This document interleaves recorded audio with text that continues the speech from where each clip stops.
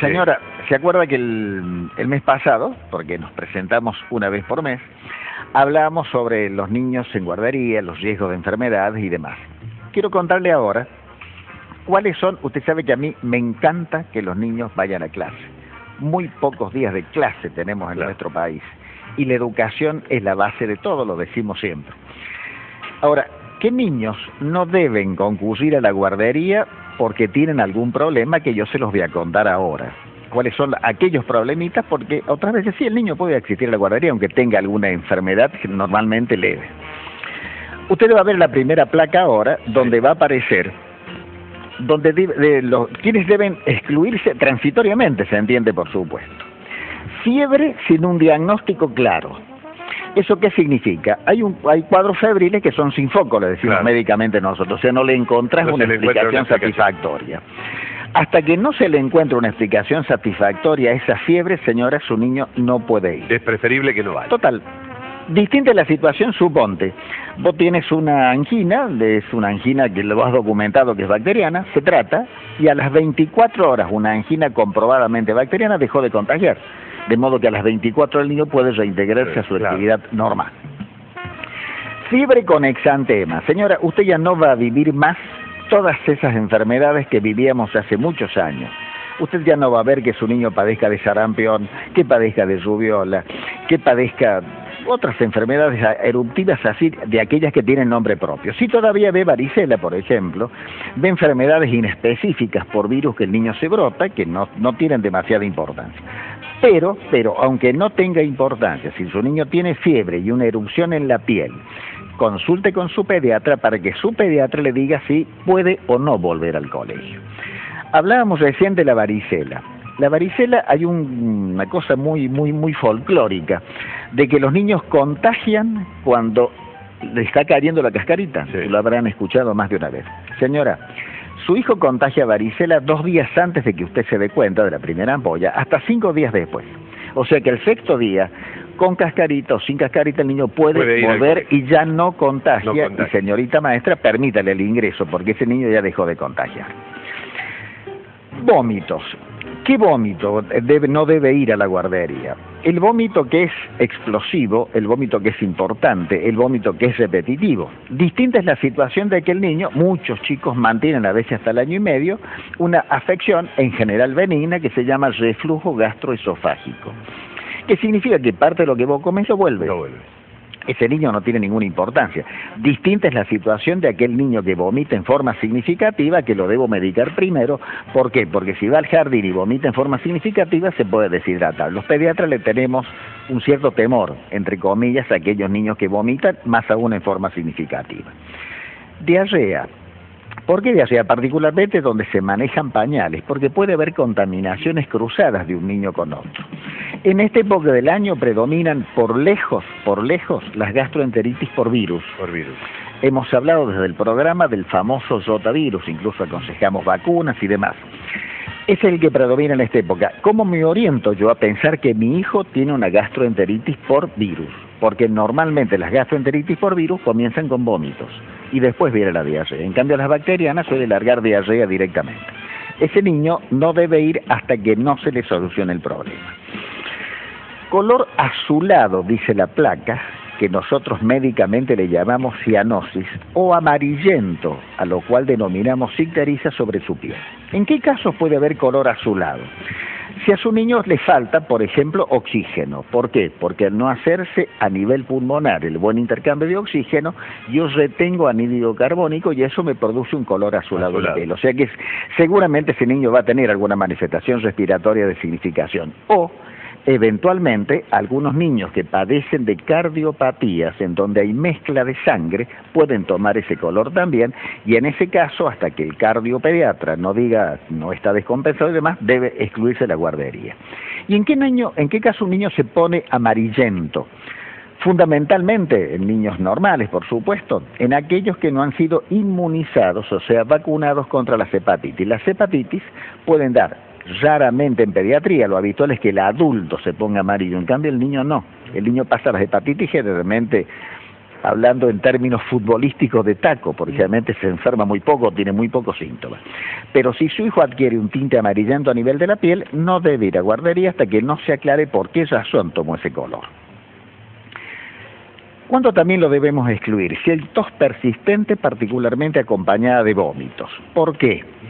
Porque hay enfermedades, hemos hablado también desde el programa de los cuidados que tenemos que tener y de la vacuna nueva triple celular para adultos para evitar que el adolescente o el adulto joven adquieran tos convulsa, que pasa inadvertida muchas veces de ello, una tos seca, persistente y nada más, pero el niño pequeño la puede sufrir. Y una de las características más importantes de la coqueluche es la tos persistente justamente, que puede ser grave en lactantes pequeños. Eso hay que tenerlo en cuenta y por lo tanto, si su niño tose en forma significativa, se queda en la casa hasta que su pediatra lo autorice. Cuando también estamos en una época epidémica en este momento en Córdoba, no de gripe, no tenemos prácticamente gripe en Córdoba, o al menos se ven muy escasos casos sospechosos de gripe. Pero sí tenemos laringitis, pero laringitis en cantidades industriales y perdón por el término. ¿Cómo se anuncia la laringitis? El niño cambia el timbre de voz, tiene esa tos difónica, esa tos perruna o de foca, le dicen algunas mamás. Ese niño está cursando una laringitis.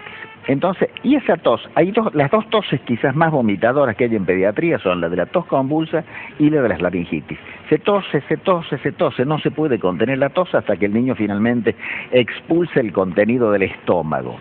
Señora, cuando el niño vomita por laringitis, no piense que todo ese moco viene de los bronquios. Los bronquios están limpitos. Lo que viene es material de la pancita de su hijo. Si usted le presta atención, parece clara de huevo pegajosa cuando vomitan los chicos. Eso es material de estómago. Las laringitis se deben tratar, normalmente el tratamiento más importante se hace con corticoides, ya sea por vía general, gotitas por ejemplo, o en forma de nebulizaciones. Ante esa situación, su niño, hasta que no mejore, porque es muy molesto y las toses laringias, o sea, los laringitis también son contagiosas, no un contagio demasiado importante, pero son contagiosas. Entonces tampoco en ese momento el niño debe ir al colegio. Cuando usted le nota dificultad para respirar, o sea, ya sea para sacar el aire o para entrar, groseramente uno diferencia. Cuando el niño le cuesta dificultad para entrar, hace un ruido muy peculiar al entrar el aire, esos cuadros alguna gente le llama el falso Krupp, escucharon el término. Son laringitis muy importantes. ¿Por qué hace el ruido, señora? ¿Se acuerda que está la laringe, el tubito por donde entra el aire, y luego pasa la tráquea, los bronquios? A ese nivel existen dos membranitas que se llaman cuerdas vocales. Se inflama normalmente por debajo de allí, por eso me cambia el timbre de voz, me pongo ronco y tengo esa tos bastante horrible. Los niños con laringitis, hasta que no mejoren luego de un tratamiento adecuado, no deben ir, y esos niños hacen ruido para entrar el aire. El aire, claro. Y está al revés, los niños que hacen espasmos bronquiales a repetición, ya sean asmáticos o no, niños hiperreactivos niños hiperreactivos nada más. ¿Cómo es la cosa, señora, allí? Yo entro bien el aire, pero me cuesta trabajo sacarlo. ¿Por qué? Porque el bronquio es un músculo que se estrecha, se cierra, por el mismo músculo del bronquio y por el moco que fabrican glandulitas que tiene allí. Entonces, entro bien el aire, pero tengo un silbido para sacarlo. Si un niño está con una crisis de asma o con una crisis de bronquitis obstructiva, debo sacarlo porque si no lo trato, ese cuadro puede empeorar, por supuesto, y se puede complicar. Si su niño está bajo esa circunstancia, hasta que no mejore ese síntoma, no puede volver al colegio. El asma, señora, no es contagiosa, pero el asma sí puede complicarse frecuentemente, y la complicación más frecuente que hay en asma son las neumonías justamente. ¿En qué otro caso no puede su niño ir a la guardería? Si tengo depresión de la conciencia. ¿Qué sería eso? ¿Con o sin fiebre? ¿Qué significa eso? A ver. Usted lo nota, la conciencia depende de lo que tengo aquí en mi cerebro. Entonces, cuando yo tengo afectación cerebral pura o por otra razón que impide que mi cerebro funcione normalmente, usted lo va a notar al niño planchado. Está decaído, desganado, los ojitos tristes, etcétera. Si su niño presenta ese síntoma, depresión de la conciencia, no va al colegio hasta que no se aclare perfectamente cuál es el diagnóstico. Niños que a veces pasan una mala noche, por ejemplo, llanto persistente con irritabilidad o también con depresión. Hay una enfermedad, esto es para los lactantes más pequeños fundamentalmente, que se llama invaginación intestinal y que de acá también la hemos tratado. ¿Qué es lo que es la invaginación intestinal? ¿Se acuerda del intestino? Es un tubito largo. Un pedazo de intestino se mete dentro del otro. Cuando se mete, se hincha esa parte y el niño empieza a tener cólicos. Empieza a tener retortijones de panza, con una cierta periodicidad y con periodos de calma a veces entre el dolor. Generalmente el niño primero se pone irritable, muy llorón porque le duele mucho, pero luego se plancha, entra con depresión de conciencia. O sea que su hijo tiene alguno de esos síntomas, se queda tranquilo en la casa y no lo mande por favor a la guardería en ese momento. También, si usted nota color extraño en la orina, tipo TDT o Coca-Cola, bebida cola, o en apariencia sanguinolenta. ¿Por qué? Porque hay enfermedades que se traducen por ese síntoma. O sea, junto cosas en mi organismo y como el riñón es el encargado de eliminar los desechos, entonces por eso sale así. ¿En qué enfermedades, por ejemplo? Hepatitis, que recién terminamos de nombrar. En ciertos casos de afectación del riñón, usted, señor, escuchó un montón de veces hablar de las nefritis o de la glomerulonefritis. ¿Qué es eso? El riñón se lastima, por llamarlo de alguna manera, y dejo escapar sangre por la orina. Y entonces yo observo ese color. Si su hijo aparece con ese color en la orina, se queda tranquilo hasta tanto lo examine el pediatra horas después. Y por último, dentro de las cosas más frecuentes para que su niño se quede en la casa, lesiones en la piel hasta no tener un diagnóstico de certeza. ¿Qué ejemplo le puedo poner? No es la época esta la más apropiada, generalmente suele ser más en verano. Usted ha visto que los chicos a veces lo pica un mosquito y se entra a rascar, y se hace una cosita de pus, empieza a salir como secreción, se hace una costrita. Señora, eso se llama impétigo o quizá usted lo conozca como piodermitis. Se tratan perfectamente bien, tienen poco riesgo, algunas veces algún problemita renal, fundamentalmente, pero es contagioso. Es contagioso. ¿Se puede confundir con otra patología? Y es raro que se pueda confundir con otra, porque son muy características las lesiones de impétigo, pero sí se pueden confundir algunas veces, viste, cuando a vos te pica un mosquito y haces una reacción alérgica, una enfermedad que se llama prurigo, por ejemplo, algunas veces uno la puede confundir. Después otra cosa, hay enfermedades que son casi que no se pueden erradicar en medicina. Los piojos. Los cariñosos piojillos, el pediclo cáptico. Hablamos del tema. Pero son como imbatibles. Es que hay que hacer el Día del Piojo. Nacional del Piojo. El Día del Piojo. Todo el mundo lo trata en su casa y cuando va al colegio la maestra lo revisa y se ve un solo, vuelve a la casa hasta que se trate adecuadamente. Si hay piojo no vaya. Tal cual.